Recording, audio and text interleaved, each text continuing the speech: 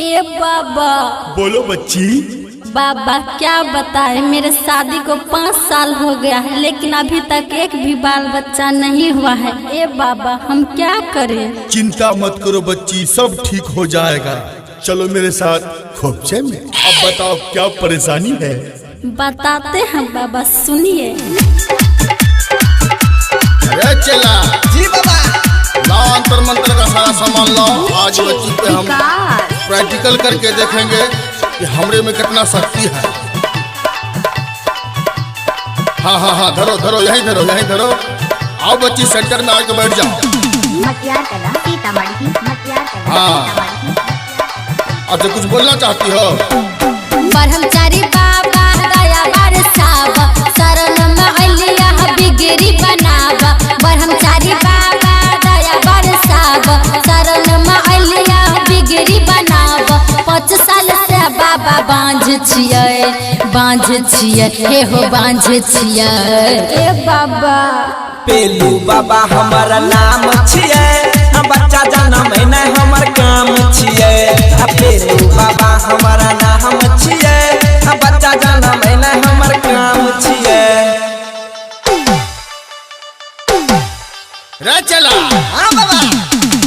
छड़िया ला, छड़ी छड़ी छड़ी। जी बाबा जी बाबा। हाँ हाँ हाँ हाँ, नहीं नहीं पतरका नहीं, मोटका वाला लाओ, मोटका वाला। हाँ हाँ हाँ, आजा आजा।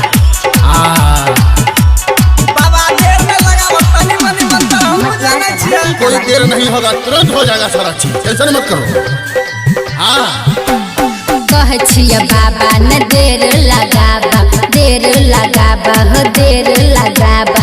दया कर बाबा बिगड़ी बनाबा, बिगड़ी बनाबा हो बिगड़ी बनाबा।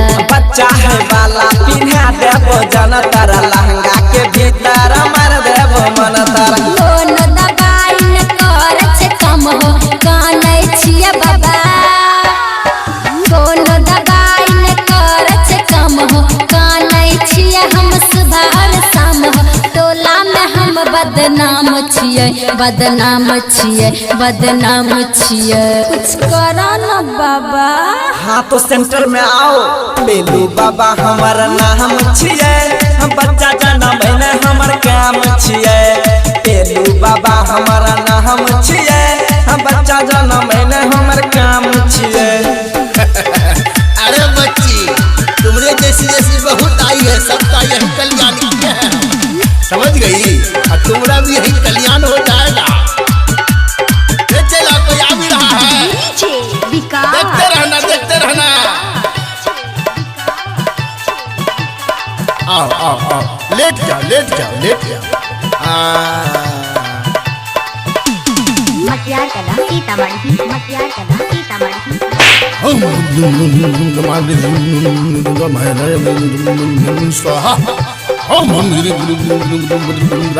स्वाहा। केकरो पर नहीं रहले बाबा अब आस हो, नहीं रहले आस बाबा, नहीं रहले आस हो। तोरे पकैने छिया विश्वास, छिया विश्वास हो, छिया विश्वास। हाँ 9 महीना के फिट कर देबो, डेट गे देबो जे जारी तोड़ा रह जाए तो पेट गे। कुमार नीरज सुना लख बिंदन, सुन मह चला बाके।